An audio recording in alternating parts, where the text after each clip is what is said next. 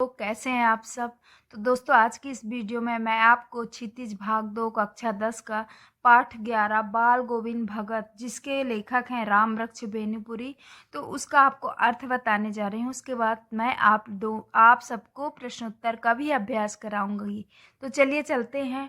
हम पहले पाठ का सार देखेंगे, फिर उसके बाद हम प्रश्नोत्तर का अभ्यास करेंगे। तो बाल गोविंद भगत क्या थे? कद के गोरे चिट्टे आदमी थे। उनकी उम्र 8 वर्ष से ऊपर थी और बाल पक गए थे। वे लंबी दाढ़ी नहीं रखते थे और कपड़े बिल्कुल कम पहनते थे। कमर में लगोटी पहनते और सिर पर कबीर पंथियों की सी कनफटी टोपी। सर्दियों में ऊपर से कंबल ओढ़ लेते। वे गृहस्थ होते हुए भी सही मायनों में साधु थे। माथे पर रामानंदी चंदन का टीका और गले में तुलसी के जड़ों की बेडौल माला पहने रहते थे। उनका एक बेटा और पतोही थे। पतोहू मतलब बहू। वे कबीर को साहब मानते थे। किसी दूसरे की चीज नहीं छूते और ना बिना वजह झगड़ा करते थे। उनके पास खेती बाड़ी थी तथा साफ सुथरा मकान था। खेत से जो भी उपज होती उसे पहले सिर पर लाद कर कबीरपंथी मठ ले जाते और प्रसाद स्वरूप जो भी मिलता उसी से गुजर बसर करते। वे कबीर के पद का बहुत मधुर गायन करते। आषाढ़ के दिनों में जब समूचा गांव खेतों में काम कर रहा होता, तब बाल गोविंद पूरा शरीर कीचड़ में लपेटे खेत में रोपनी करते हुए अपने मधुर गानों को गाते। आषाढ़ मतलब जुलाई का महीना और रोपनी मतलब खेत में, जो आप लोग गांव के हो तो जानते होगे रोपा लगाना बोलते हैं, तो वो करते थे।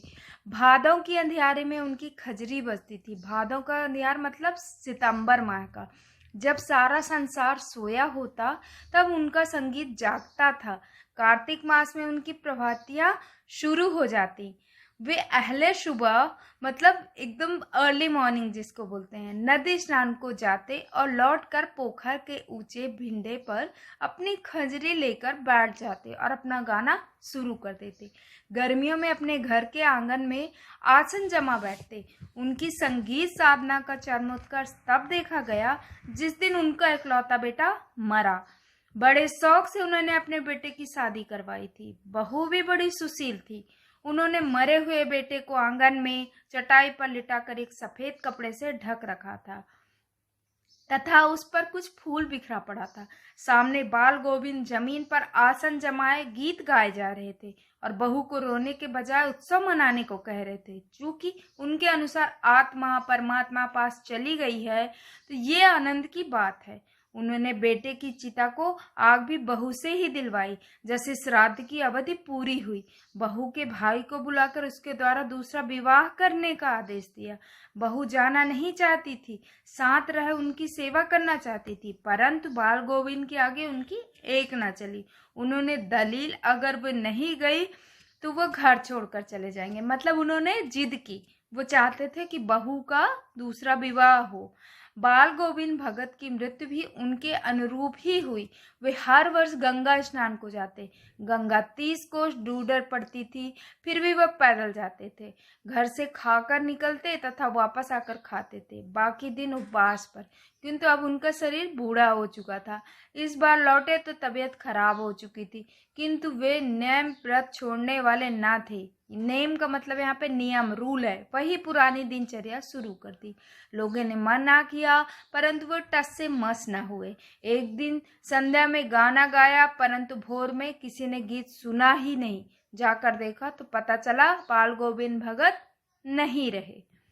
तो देखिए रामवृक्ष बेनीपुरी है, जो रामवृक्ष बेनीपुरी इसके लेखक है, उनका भी हम थोड़ा उनके बारे में भी जानते हैं। इनका जन्म बिहार के मुजफ्फरपुर जिले के बेनीपुर गांव में सन 1889 में हुआ था। बचपन में ही इनके माता पिता का निधन हो गया था और माता पिता के निधन हो जाने के कारण आरंभिक वर्ष अभावों, कठिनाइयों और संघर्षों में इनके बीते। 10वीं तक शिक्षा प्राप्त करने के बाद वो सन 1920 में राष्ट्रीय स्वाधीनता आंदोलन में सक्रिय रूप से जुड़ गए। कई बार जेल भी गए। इनकी मृत्यु कब हुई? सन 1968 में हुई। इनके प्रमुख कार्य क्या थे? इन्होंने उपन्यास लिखा था पतितों के देश में, इनकी कहानी थी चिता के फूल, इनका नाटक था आम्रपाली, इनका रेखा चित्र था माटी की मूर्तें, इनका यात्रा वृत्तांत था पैरों में पंख बांधकर, और इनकी संस्मरण थी जंजीरें और दीवारें। यहाँ पे कुछ कठिन शब्द है जो इस चैप्टर से ही हैं, तो चलिए हम उसके बारे में भी डिस्कस कर लें। मंझौला, मंझौला मतलब ना बहुत छोटा ना बहुत बड़ा, हाइट होती है, कद होता है, जिसको मंझौला कहते हैं। कमली जटाजूट मतलब कंबल, खामखा मतलब अनावश्यक। रोपनी मैंने बताया था धान की रोपाई। कलेवा सवेरे का जलपान, जो सुबह नाश्ता होता है उसको कलेवा कहते हैं। पुरवाई पूरब की ओर से बहने वाली हवा।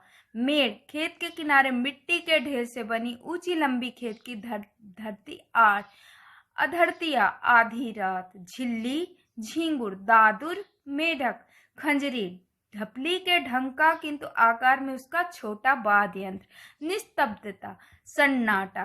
पोखर तालाब। तैरना सुरीला आलापना। आवृत ढका हुआ। श्रम बिंदु परिश्रम के कारण आई पसीने की बूंद। संध्या संध्या के समय किए जाने वाला भजन पूजन। करताल एक प्रकार का वाद्य। शुभग सुंदर। कुश एक प्रकार की नुकीली घास। बोधा कम बुद्धि वाला। संबल सहारा। बाल गोविंद भगत के बारे में आपने जान लिया। अब हम प्रश्न अभ्यास करेंगे। तो पहला प्रश्न है, खेती बाड़ी से जुड़े गृहस्थ बाल गोविंद भगत अपनी किन चारित्रिक विशेषताओं के कारण साधु कहलाते थे?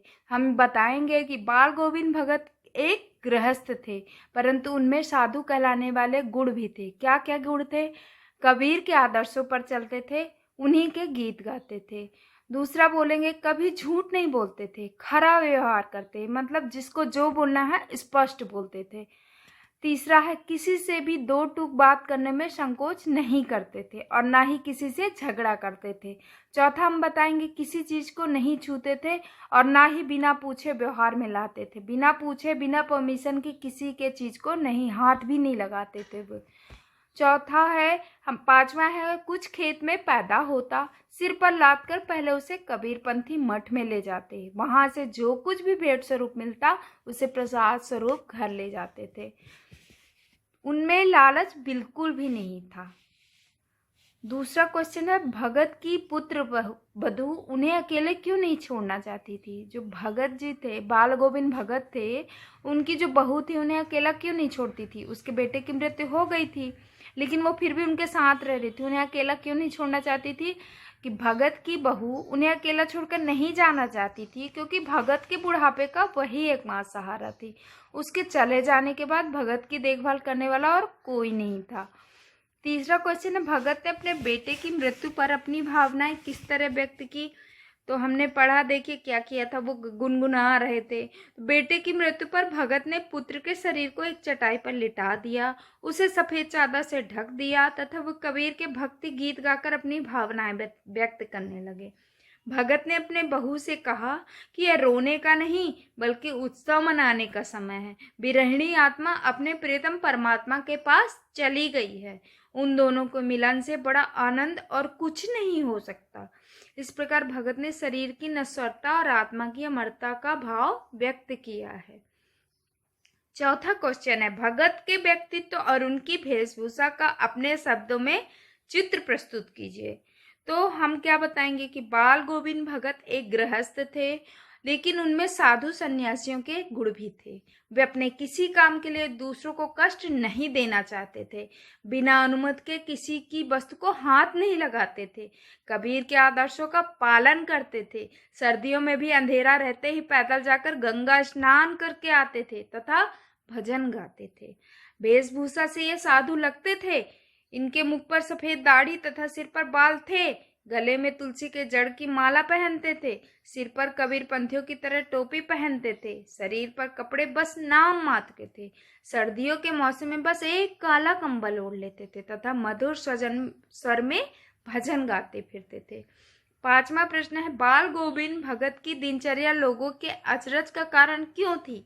तो देखिए, बाल गोविंद भगत की दिनचर्या लोगों के अचरज का कारण इसलिए बन गई थी क्योंकि वह जीवन के सिद्धांतों और आदर्शों का अत्यंत गहराई से पालन करते हुए अपने आचरण में उतारते थे।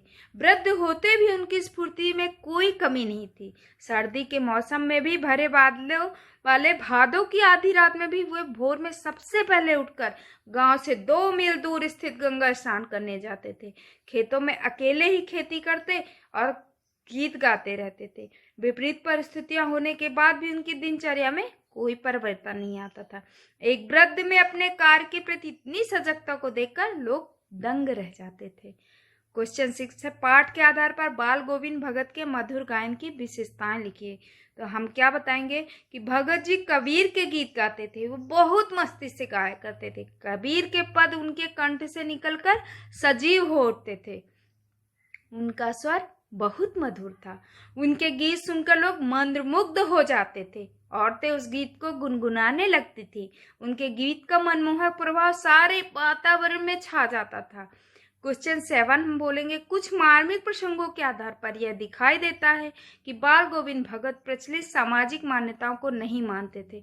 पाठ के आधार पर उन प्रसंगों का उल्लेख कीजिए। तो हम यहाँ क्या बताएंगे, कुछ ऐसे मार्मिक प्रसंग हैं जिनके आधार पर यह कहा जा सकता है कि बाल गोविंद भगत उन प्रचलित सामाजिक मान्यताओं को नहीं मानते थे जो विवेक की कसौटी पर खरी नहीं उतरती थी। उदाहरण स्वरूप, बाल गोविंद भगत के पुत्र की मृत्यु हो गई तो उन्होंने सामाजिक परंपराओं के अनुरूप अपने पुत्र का क्रियाकर्म नहीं किया। उन्होंने कोई तूल न करते हुए बिना कर्मकांड के श्राद्ध संस्कार कर दिया।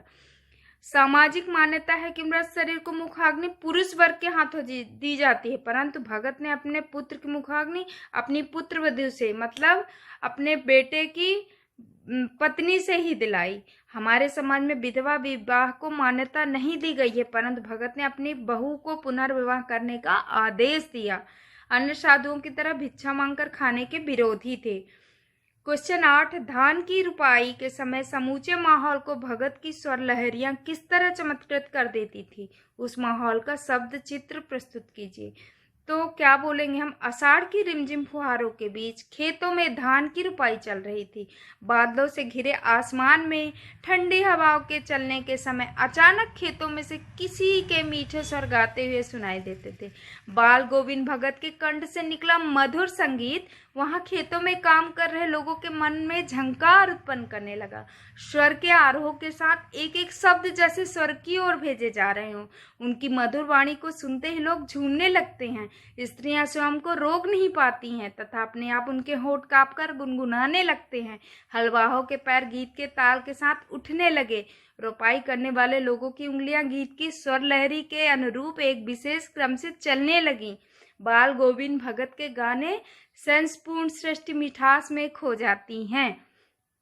रचना और अभिव्यक्ति के आधार पर एक क्वेश्चन है। पाठ के आधार पर बताएं कि बाल गोविंद भगत की कबीर पर श्रद्धा किन किन रूपों में प्रकट हुई? तो बाल गोविंद भगत द्वारा कबीर पर श्रद्धा निम्नलिखित रूपों में प्रकट हुई। पहला हम बताएंगे, कबीर गृहस्थ होकर भी सांसारिक मोह माया से मुक्त थे। उसी प्रकार बाल गोविंद भगत ने भी गृहस्थ जीवन में बनकर भी साधु समान जीवन व्यतीत किया। कबीर के अनुसार मृत्यु के पश्चात जीवात्मा का परमात्मा से मिलन होता है। तो यहाँ पे बेटे की मृत्यु के बाद बाल गोविंद भगत ने भी यही कहा था। उन्होंने बेटे की मृत्यु पर शोक मनाने की बजाय क्या किया था, आनंद मनाने के लिए कहा था। तीसरा है, भगत जी ने अपनी फसलों को भी ईश्वर की संपत्ति माना। वो फसलों को कबीर मठ में अर्पित करके प्रसाद रूप में पाई फसलों का ही उपभोग करते थे। चौथा है, पहनावे में वो कबीर का ही अनुसरण करते थे। पांचवा है, कबीर गांव गांव गली गली घूमकर गाना गाते थे, भजन गाते थे। बाल गोविंद भगत भी इससे प्रभावित हुए। कबीर के पदों को वो गाते फिरते थे। बाल गोविंद भगत प्रचलित सामाजिक मान्यताओं को कबीर की तरह ही नहीं मानते थे। आपकी दृष्टि से क्वेश्चन है, आपकी दृष्टि से में भगत की कबीर पर अगाध श्रद्धा के क्या कारण रहे होंगे? तो हम बताएंगे कि भगत की कबीर पर अगाध श्रद्धा के निम्नलिखित कारण होंगे। पहला, कबीर का आडंबरों से रहित सादा जीवन। दूसरा, सामाजिक कुरीतियों का अत्यंत विरोध करना।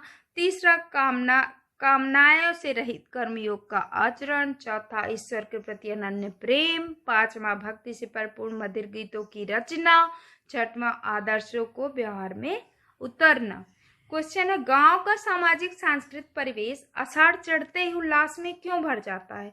हम बताएंगे, आषाढ़ की जो रिमझिम बारिश में भगत जी अपने मधुर गीतों को गुनगुना कर खेती करते हैं, उनके इन गीतों के प्रभाव से संपूर्ण सृष्टि रम जाती है। स्त्रियां भी इससे प्रभावित होकर गाने लगती हैं, इसीलिए गांव का परिवेश उल्लास से भर जाता है। क्वेश्चन 12वां है, ऊपर की तस्वीर से नहीं माना जाए कि बाल गोविंद भक्त साधु थे। बाल गोविंद भगत साधु थे। क्या साधु की पहचान पहनावे के आधार पर की जानी चाहिए? आप किन आधारों पर सुनिश्चित करेंगे कि अमुक व्यक्ति साधु है? तो हम बताएंगे कि एक साधु की पहचान उसके पहनावे से नहीं, बल्कि उसके आचार व्यवहार तथा उसके जीवन प्रणाली पर आधारित होती है। यदि व्यक्ति का आचरण सत्य, अहिंसा, अपरिग्रह, त्याग, लोक कल्याण आदि से युक्त है, तभी वह साधु है। साधु का जीवन सात्विक होता है, उसका जीवन भोग विलास की छाया से भी दूर होता है, उसके मन में केवल ईश्वर के प्रति सच्ची भक्ति होती है। क्वेश्चन 13 है, मोह और प्रेम में अंतर होता है? भगत के जीवन की किस घटना के आधार पर इस कथन का सत्य सिद्ध करेंगे? तो हम बताएंगे कि मोह और प्रेम में निश्चित अंतर होता है। मोह में मनुष्य केवल अपने स्वार्थ की चिंता करता है, प्रेम में वह अपने प्रियजनों के हित देखता है। भगत को अपने पुत्र तथा अपनी बहू से अगाध प्रेम था, परंतु उसके इस प्रेम ने प्रेम की सीमा को पार कर कभी मोह का रूप धारण नहीं किया। दूसरी तरफ वह चाहते तो मोह बस अपनी बहू को अपने पास रोक सकते थे, परंतु उन्होंने अपनी बहू को जबरदस्ती उसके भाई के साथ बेचकर उसके दूसरे विवाह का निर्णय किया। इस घटना द्वारा उनका प्रेम प्रकट होता है। बाल गोविंद भगत ने भी सच्चे प्रेम का परिचय देकर अपने बहू और बेटे की खुशी को उचित माना। भाषा अध्ययन है, इस पाठ में आए कोई 10 क्रिया विशेषण छांट कर लिखिए और